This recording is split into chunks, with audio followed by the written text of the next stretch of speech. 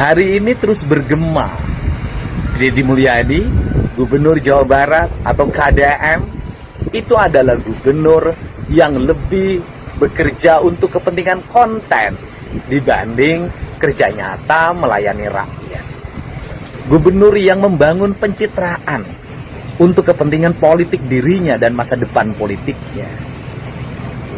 Padahal saya mengambil jalan untuk tidak mengambil citra.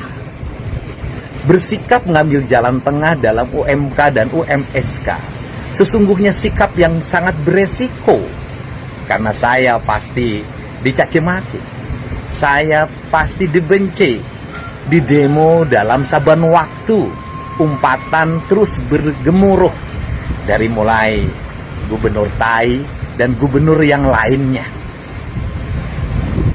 Saya mengambil jalan itu untuk kepentingan semua, agar buruh bisa secara perlahan terus meningkat kesejahteraannya, tapi perusahaan mampu bertahan dengan kondisi dan iklim yang makin hari semakin berat.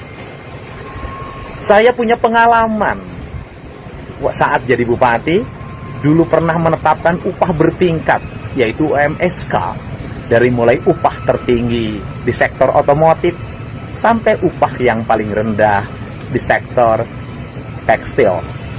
Dan paling rendah sekali upah di Purwakarta adalah garmen. Setelah saya berhenti jadi bupati, kebijakan pengupahan itu berubah. UMSK tidak diperbolehkan lagi. Akhirnya industri padat karya jatuh berguguran.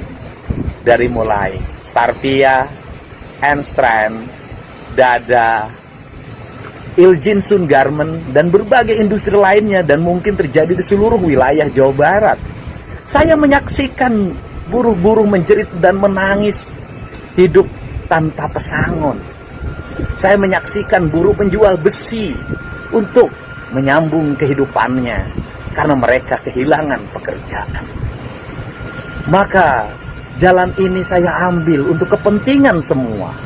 Saya berharap ke depan industri yang ada di Jawa Barat adalah industri berteknologi tinggi, padat modal, melibatkan anak-anak berpendidikan menengah dan tinggi, sehingga upahnya tinggi.